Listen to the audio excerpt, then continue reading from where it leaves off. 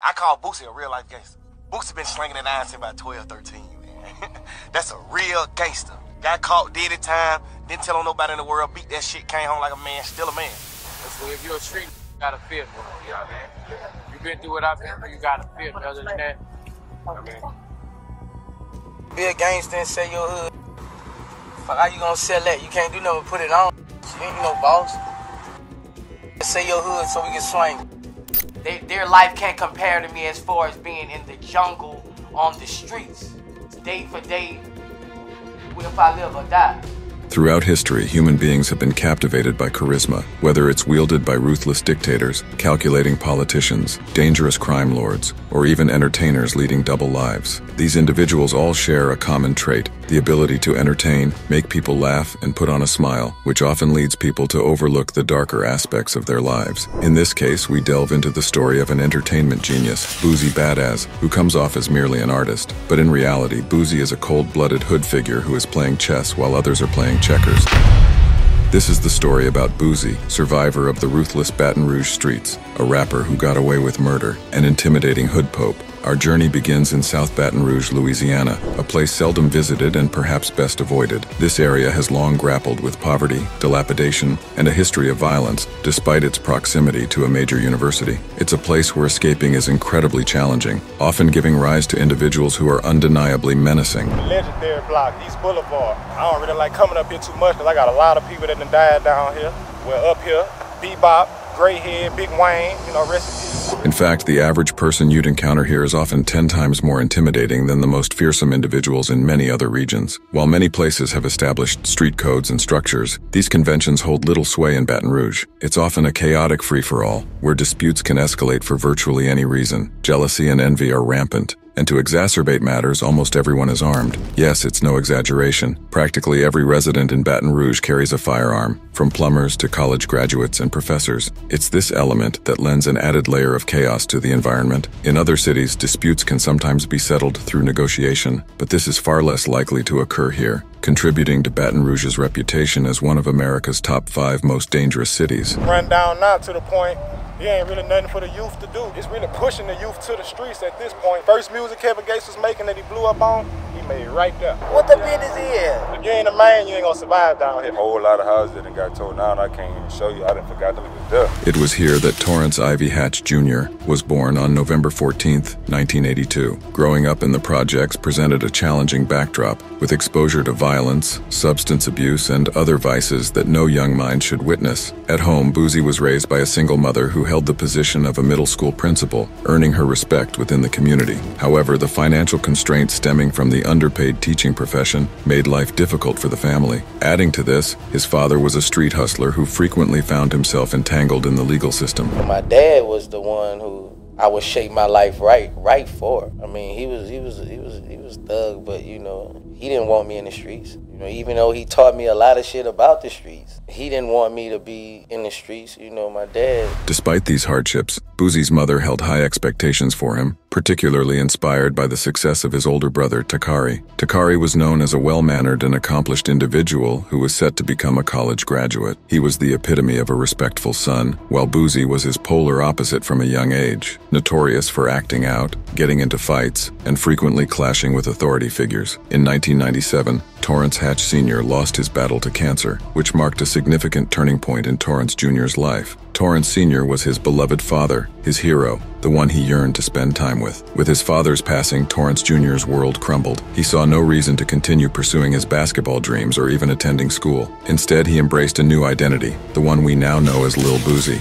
At the age of 14, Lil Boosie ventured into the tumultuous world of South Baton Rouge. He started with virtually nothing but would rise through the ranks alongside his 2 closest friends. The first was his best friend, Daryl Milton, also known as Bleak. Bleak and Boosie had grown up in the same projects and had been inseparable since their earliest days. They were known for always having each other's backs. The second close friend was Ivy Smith, who was known as Lil Ivy. Ivy hailed from a neighborhood just 5 minutes north of Highland Road in the upper part of South Baton Rouge. Locals regarded him as the charismatic and handsome member of their group, known for his charm with the ladies. In this trio, Bleak served as the muscle, Boosie assumed the role of the leader, and Ivy enjoyed popularity among their peers. As their ranks expanded, they welcomed a friend who added an extra layer of intensity to their activities. This friend was Nicholas Sterling, also known as Lil Finn. Lil Finn's good looks often deceived those around him, but he was consistently the first to resort to violence when situations escalated. To put it succinctly, this group of friends became the dominant figures in the world of South Baton Rouge. While Torrance Sr.'s son Takari was pursuing his education at Southern University, Boosie was out in the streets, risking his life in a far more perilous endeavor. However, at the age of 16, Boosie stumbled upon his true passion. While he had a fondness for amassing fast money, he found even greater pleasure in weaving stories. Boosie embarked on a journey into the world of music by recording songs at a local studio. This newfound pursuit rapidly evolved into his latest hustle. Almost immediately, Boosie enjoyed a modicum of success, which piqued the interest of a local record label, Trill Entertainment. This label was located a mere 10 minutes away in the Uptown neighborhood and was co-owned by two Uptown legends, Marcus Roach, known as Turk, and Melvin Vernell, also known as Mel. Turk and Mel recognized Boosie's potential to transcend the local scene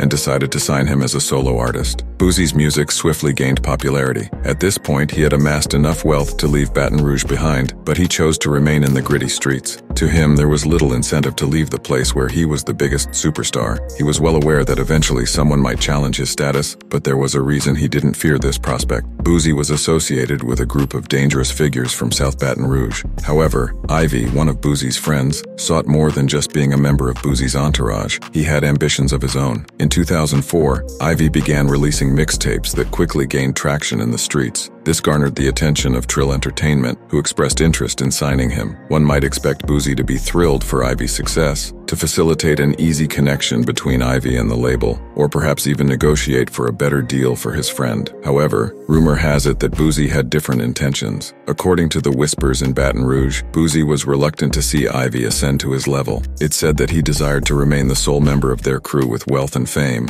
Ivy's nephew claims that when Trill Entertainment reached out to Boosie regarding Ivy, he wouldn't even answer the phone. They showed us some love, man.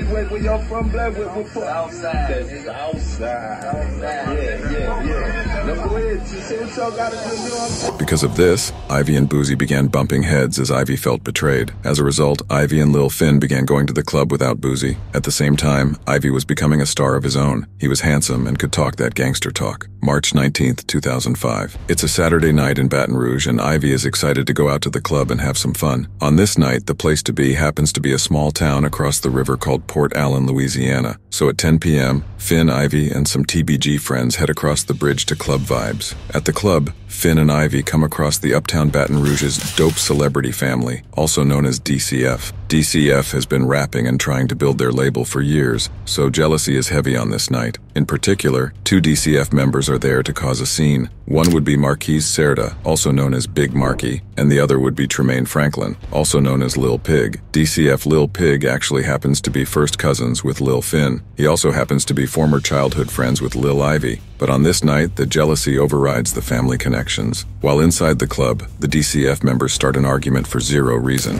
Allegedly, Lil Pig got into an altercation with Lil Ivy, and they have to be removed by club security. Thankfully, the night ended without any injuries, and everyone was able to make it home. Regardless, the DCF camp now had a reason to make Finn and Ivy their rivals. April 2nd, 2005 was Lil Ivy's 25th birthday, so to celebrate, Lil Ivy headlined Club Shenanigans in North Baton Rouge. So at 10:30 p.m., Finn, Ivy, and a couple of other friends head to the club. This happens to be the first year that Boosie isn't with Ivy on his birthday. Little did Ivy know, Boosie felt bad about this, and he wants to reconcile the relationship. So at 12 a.m., Boosie heads to Club Shenanigans with gifts for Ivy. At 12:30, he arrives at the club and walks to Ivy's section. Boosie and Ivy begin to talk, and from what we know, the conversation doesn't go well. Coincidentally, during this conversation, the DCF crew happen to walk into the club. While everyone is distracted, the DCF crew begins to walk to Ivy and Boosie's side of the club. They begin yelling threats and walking up to the section. DCF, Lil Pig, and Big Marky make their way up to the section, and things go down. Lil Pig specifically targeted Ivy, while Big Marky threw an unexpected punch at Boosie. In the ensuing commotion, Bleak reportedly swiftly intervened, removing Boosie from the club and persuading him to enter a car. Shortly thereafter, law enforcement authorities shut down the club, and all patrons were escorted out. Both Finn and Ivy embarked on their journeys home, each to their respective residences. Ivy resided in an eastern suburban area of Baton Rouge. As he traveled on Interstate 12 East, en route to his residence on Cavalier Drive, the clock displayed 2:20 a.m. When he exited the freeway at the South Sherwood Forest interchange and continued down the dimly lit street, an adjacent vehicle pulled up. The other car's window rolled down and guns were fired.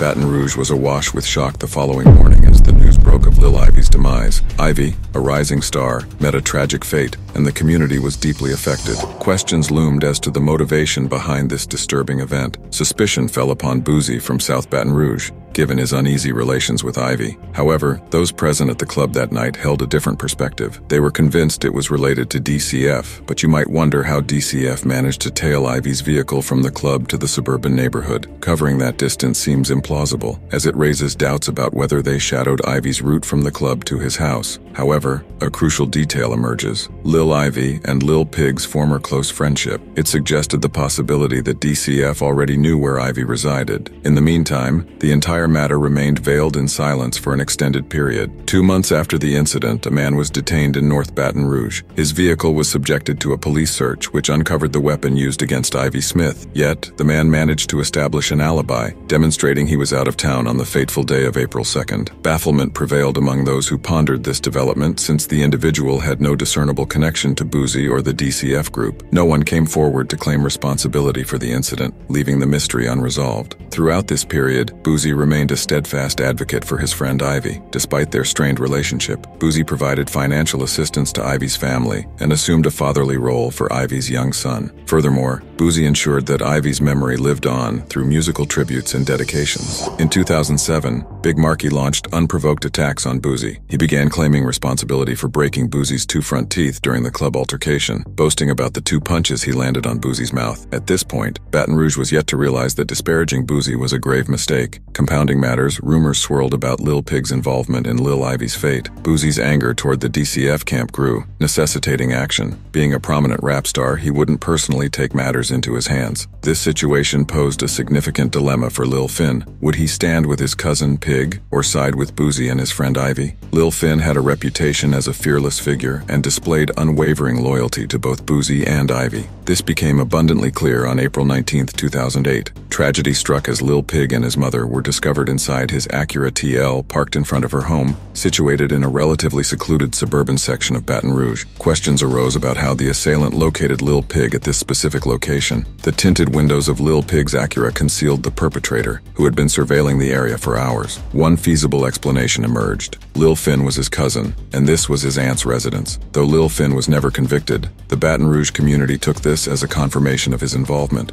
Boosie publicly acknowledged Lil Finn in his music, under his other alias, Gangsta Nick. In one song, Lil Gangsta Nick, Boosie reflects on losing Lil Ivy and the increased pressure he faced. Boosie suggests that he wanted everyone to know he was responsible for this, referring to Lil Ivy's demise. Lastly, he describes Lil Finn as his light-skinned enforcer, equipped with 2 handguns and a stick. On December 9, 2008, things took a tragic turn for Lil Finn. He was outside his residence on Tennessee Street, where people from the neighborhood had gathered. An argument erupted between Lil Finn and his friend Donald Eli, which escalated due to Lil Finn's short temper. He drew his weapon but missed his target, leading Donald to take cover behind the house. Lil Finn pursued him to the backyard, where the tables turned as Donald, now prepared, defended himself. Donald was arrested immediately following the incident, but once the full story emerged, it was deemed an act of self-defense, resulting in all charges against Donald Eli being dropped. The incident took a toll on Boosie, as Lil Finn had been one of his closest associates, known as the main enforcer on Boosie's side following Lil Ivy's passing. Lil Finn's absence meant that Boosie was no longer shielded as before, and the situation continued to deteriorate. A few months later, Boosie faced legal trouble when he was pulled over in Baton Rouge, and officers discovered 7 grams of a controlled substance in his glove box. While this amount might seem minor in some places, it was a serious offense in Louisiana, putting Boosie at risk of a 2-year prison sentence in Angola State Prison. With Ivy gone, Lil Finn absent, and Boosie incarcerated, the DCF DCF rivals grew bolder. Nussie, a rapper who led DCF, was already in his 30s and not deeply involved in the street activities. Instead, he was an older figure striving to establish a rap career. During Boosie's absence, Nussie embarked on extensive trolling. He released a mixtape with an identical cover to Boosie's album, but with his face on it. This strategy paid off for Nussie, as his music began to gain traction. In his next project, Nussie incorporated Ivy's vocals into his own song and audaciously hinted that he was responsible for Ivy's loss. This was a dangerous game to play, especially because Boosie's return from house arrest was imminent. Boosie versus Nussie emerged as the new feud in Baton Rouge, piquing everyone's curiosity. However, Nussie seemed to view this as a one-sided conflict. He believed everything was settled as conveyed by Boosie, though the reality appeared different. According to court documents, Boosie had placed a $25,000 bounty on Nussie's head, changing the dynamics. Enter Michael Louding, known as Marlo Mike, a young man from the uptown section of Baton Rouge. He was only 15 years old at the time, but had already gained a dangerous reputation. Raised in extreme poverty, Marlo Mike had experienced an unstable upbringing, living in abandoned homes and under various family members' care. This had left him yearning for acceptance and attention. For a few years, he served as an enforcer for Trill Entertainment, particularly for Lil Fat. Upon learning of the bounty on Nussie, Marlo Mike was eager to seize the opportunity. Lil Fat introduced Marlo Mike to Boosie's mansion, where he expected to meet his idol. However, Boosie wasn't present. Instead, he encountered Boosie's younger enforcer, Michael Judson, known as Ghost. Ghost, who grew up in the same projects as Boosie, 5 years his junior, had been raised under Boosie's influence and became his enforcer. Now, with Ghost and Marlo together, it was a potent combination. On February 9th, 2009, an ordinary Monday afternoon in Baton Rouge, Nussie was at home with his friends when they decided to visit a nearby gas station to grab some food around 10:40 p.m. Nussie joined them to avoid being left at home. Coincidentally, Marlo, Mike, and Ghost were in the vicinity, searching for Nussie, whom they knew lived nearby, even though they weren't certain of his exact address. At 10:55, Ghost realized he needed gas and pulled into an Exxon gas station. Marlo Mike went into the store, only to freeze in his tracks when he spotted Nussie checking out at the counter. Nussie didn't recognize him, and they left the store separately. Marlo Mike informed Ghost of the encounter, and they began discreetly tailing Nussie. By 11:03, Nussie and his friends arrived at his residence, and they went inside. Marlo and Ghost followed, and Ghost crouched down with Marlo Mike on his shoulders, allowing Marlo Mike to see Nussie sitting on the couch. In a bold move, Marlo Mike decided to take action. This incident became major news in Baton Rouge, as Nussie was a local celebrity. Most people assumed Boosie was behind it. Ghost informed Boosie about Marlo Mike's involvement, and Boosie was eager to meet him. When Marlo Mike visited Boosie's mansion, he was only handed $2,800, much less than the expected $25,000. However, given his background of extreme poverty, Marlo Mike didn't seem to mind and was enthralled by Boosie. His loyalty to Boosie and his willingness to do whatever was asked of him marked the beginning of Marlo Mike's role as Boosie's top enforcer. He became a part of Boosie's inner circle, even taking pictures with Boosie's daughter. With Marlo on his side, Boosie felt invincible once more. On April 12, 2009, Boosie found himself under house arrest, surrounded by family and friends at his home. Downstairs, people were enjoying music and having a great time. However, an intruder from Boosie's neighborhood decided to take advantage of the distraction. The intruder made his way upstairs to Boosie's bedroom, with theft on his mind. He discovered Boosie's jewelry box and began pocketing its contents. Unfortunately for the intruder, one of Boosie's friends walked into the room, spotted the theft, and alerted others. Boosie, seeing what was happening, was incensed. He and his friends confronted the intruder,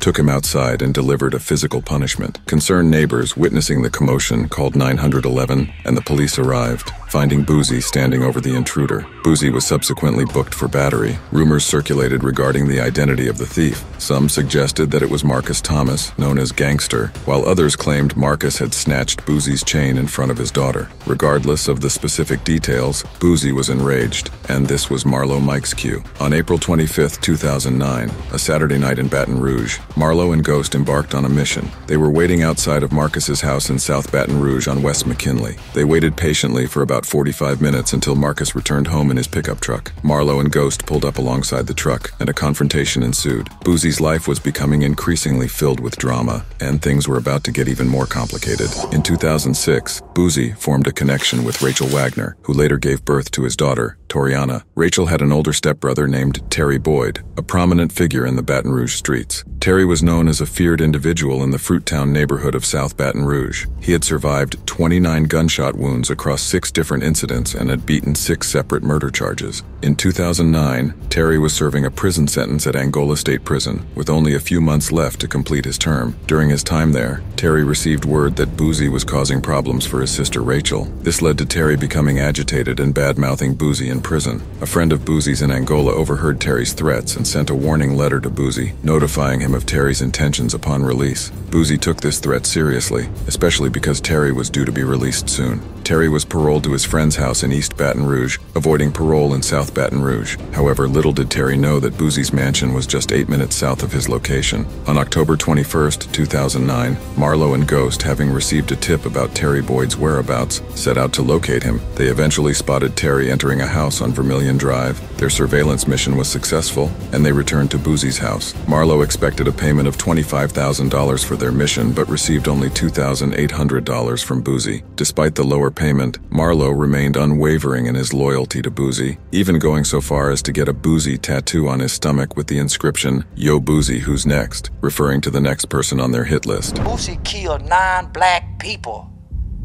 He murdered 9 black people. He killed his baby mama's brother, put a hit on him, and gave a nigga $2,800 times 9. On December 18th, 2019, a man named Michael Smith was discovered deceased. While little is known about Michael Smith, it is known that Marlo Mike was involved in this incident. Additionally, Michael Smith was in an area that was representative of Trill Entertainment, further escalating tensions. Boosie was allegedly causing significant disturbances in the Baton Rouge streets, and people were facing various dangers for reasons ranging from album covers, diss tracks, nicknames, threats, and more. With the presence of significant figures like Big Marky, Ivy, Finn, Pig, Nussie, Marcus Thomas, and Terry Boyd, the situation was incredibly tumultuous. Boosie spent the entire summer of 2009 under house arrest, working on his new album. However, when he received the official album, he was upset to find that 5 verses had been added without his approval. These verses featured Lil Fat, a 17-year-old artist. Boosie was upset at Trill Entertainment for using Lil Fat to promote Mel's son, and was also disappointed in Lil Fat for not informing him.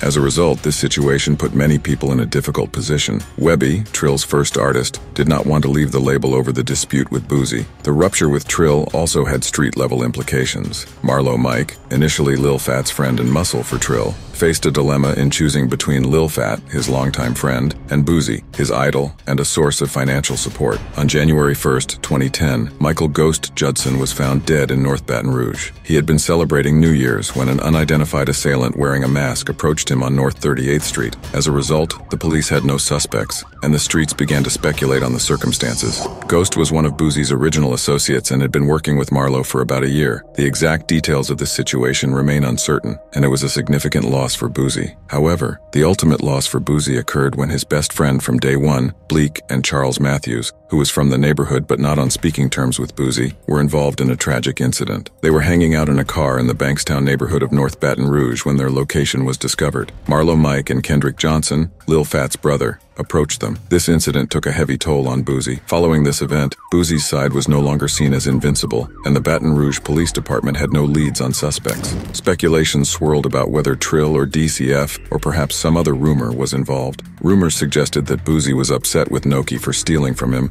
and that he ordered Marlo to carry out the attack. The rumor implied that Marlo had no knowledge that Bleak was in the car with Noki. However, this rumor was never substantiated and seemed unlikely. Regardless, after this incident, Marlo's world crumbled. Boosie appeared to have severed ties with him, and Marlo was terrified that he might become the next target. Approximately a month later, Marlo Mike was arrested for a fight in South Baton Rouge. Given that he was a juvenile, the charge was minor and had little to no consequences. He was likely to be back home in a matter of months. However, while in detention, Marlo's mental state deteriorated. He experienced panic attacks and outbursts of anger, perplexing the police officers. Consequently, they brought him in to discuss his feelings, which led to a startling revelation. Marlo began sharing his entire life story, detailing his troubled childhood, extreme poverty, and his encounters with Boosie. Marlo disclosed to the police that he first met Boosie when he collected a bounty on someone's head. He explained that it wasn't for the money, but rather to gain the appreciation of his idol. Marlo proceeded to provide the police with precise accounts of every person he had harmed on behalf of Boosie,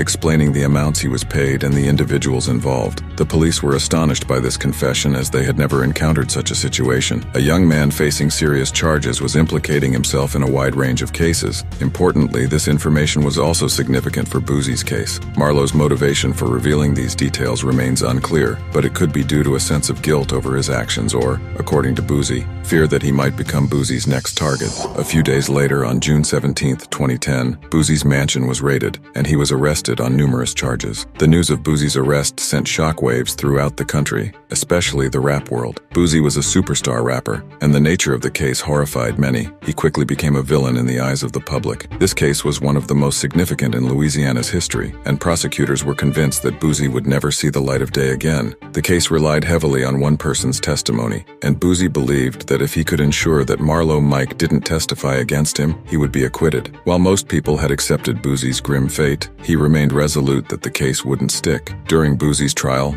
Marlowe Mike recanted his statements, admitting that he had lied and that Boosie had never instructed him to carry out any acts. This was a severe setback for the prosecution, as they could no longer use Marlowe Mike's original testimony. Their case now rested primarily on lyrics and rumors, which didn't hold up well with the jury. Consequently, on May 11, 2012, Boosie was acquitted on all charges related to the case. However, he still faced an 8-year sentence for a separate possession charge, which meant he wasn't completely free yet. Despite this, Boosie knew he would be released in the near future. Just 10 days before Boosie's trial, Lil Fat was found in Sandy Springs, Georgia. Initially, some believed that Boosie had orchestrated this hit from jail, but it turned out to be an unrelated situation that could warrant its own detailed account. Although Boosie wasn't involved in Lil Fat's situation, he didn't speak kindly of Lil Fat. In the meantime, Boosie waited for his release. He ultimately served only 2 years and was released in 2014. While some believed that he had escaped accountability for serious crimes, this served as his final wake-up call to leave Baton Rouge behind. In the compelling narrative of Boosie's life, we've witnessed both the triumphs and tribulations of a man deeply entwined with the streets and the music industry. As his story unfolds, it becomes clear that behind the facade of a ruthless gangster lies a complex individual, one capable of immense generosity, creativity, and resilience. The message here is clear. Rather than perpetuating the cycle of violence, we should turn our attention to the power of music, art, and collaboration. Boosie's journey serves as a reminder that even those deeply entrenched in turbulent lives can find redemption and success through their artistic endeavors. By embracing the positive influence of music, we can rewrite our own narratives and inspire change.